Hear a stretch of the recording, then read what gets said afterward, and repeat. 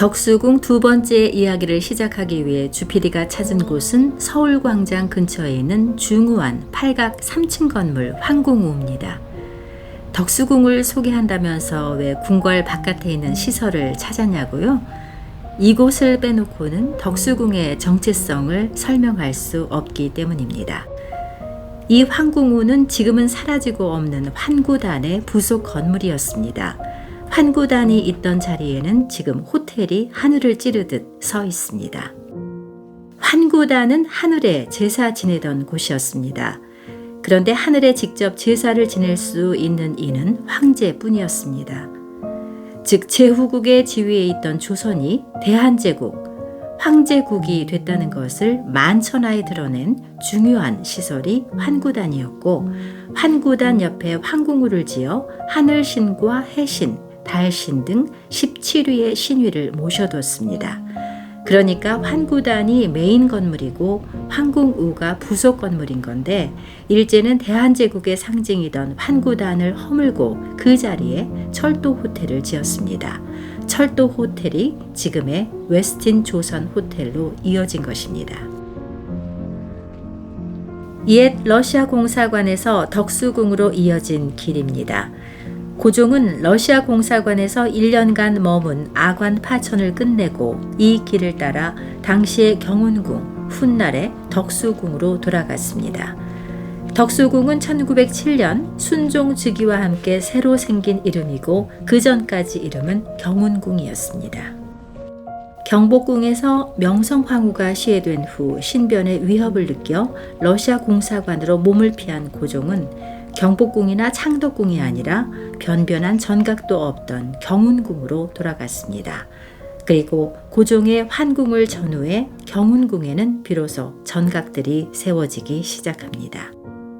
경운궁 주변 정동 일대에는 이미 미국, 영국, 러시아, 프랑스, 독일 등 서양 국가들의 공사관들이 들어서 있어서 일본의 위협으로부터 어느 정도 벗어날 수 있었기 때문입니다. 다른 한편으로는 본격적으로 궁궐을 조성할 때 외국 공관들을 피해 땅을 확보하다 보니 다른 궁궐과 달리 영역이 들쭉날쭉하게 됐습니다. 경운궁으로 돌아오면서 고종은 완전한 자주독립국 출범을 준비했습니다. 환궁 약 8개월 후 환구단을 건설하고 1897년 10월 12일 황제에 즉위했습니다. 국호는 대한이었습니다.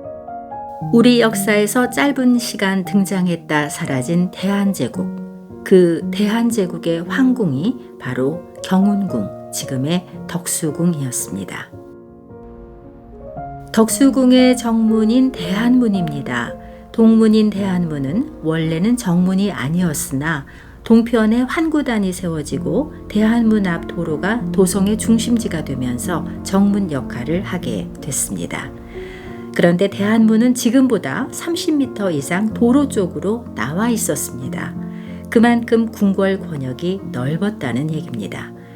1970년대 도로 확장 공사를 하면서 대한문은 도로 한가운데 섬처럼 남아있다가 지금의 위치로 옮겨졌습니다. 대한문을 들어서자마자 돌다리 하나를 만나게 되는데요. 궁궐이라면 어김없이 있는 금천교입니다. 임금의 영역과 외부 영역을 가르는 상징적인 다리죠. 금천교를 건너 조금만 걸어가면 중화문이 나옵니다. 궁궐의 중심인 정전, 중화전으로 들어가는 문입니다. 이 중화문과 중화전이 세워진 때는 1902년, 고종이 경운궁으로 환궁한 지 5년이 지난 시점입니다. 대한제국 황궁에 제대로 된 정전이 5년 동안이나 없었다는 것은 황제국으로 의욕적으로 출발했음에도 황실의 위상이 그리 높지 않았음을 말해줍니다. 품계석이 쭉 늘어선 마당을 가로질러 중화전 월대로 올라가다 보면은 계단 중간에 임금의 가마가 지나가는 답도가 있는데요. 이 답도에는 황제를 상징하는 용 2마리가 새겨져 있습니다. 다른 궁궐에 봉황이 새겨져 있는 것과는 다른 모습입니다. 중화전 내부에는 임금이 앉는 어좌와 1월 오봉도, 그리고 천장에는 목각으로 조각된 황룡 2마리가 설치되어 있습니다. 창덕궁과 창경궁 정전에는 봉황이, 경복궁 근정전에는 용이 새겨져 있습니다. 다른 궁궐의 정전과 마찬가지로 중화전 역시 신하들의 하례나 외국 사신 접견 같은 국가 행사를 치르던 곳이었습니다. 그런데 중화전이 세워진 지 2년 만에 궁궐에 큰 불이 나 경운궁 내 목조 건물 다수가 불타고 말았는데, 이때 중화전도 전소됐습니다. 그래서 2년 후에 다시 지었는데 원래의 웅장했던 2층 대신 단층으로 중건했습니다. 우리가 지금 보는 중화전이 단층으로 규모가 작아지게 된 사연입니다. 좌우로 연결된 행각이 사라지고 덩그러니 문만 서 있습니다. 궁궐에서 이렇게 고립된 문을 본다면 원래 모습이 아니라고 여기면 되겠습니다. 광명문을 통과하고 마당을 지나 행각 사이로 난 다른 문으로 들어서면 황제의 침전인 함령전이 나타납니다. 고종의 생활 공간이었지만 사신을 접대했다는 기록도 있으니 편전 기능도 겸했던 것으로 보입니다. 앞서 덕수궁에서 1904년에 큰 화재가 있었다고 얘기했었죠. 그 화재가 시작된 곳이 이곳 함령전 온돌이었습니다. 물론 함령전도 다 탔다가 그 해에 다시 지어졌습니다. 함령전은 고종이 마지막 시간을 보낸 곳입니다. 1907년 일제에 의해 강제로 물러난 후 이곳 함령전에서 지내다 1919년 1월 세상을 떠났습니다. 1919년 하면은 떠오르는 날이 있죠. 바로 3.1절입니다.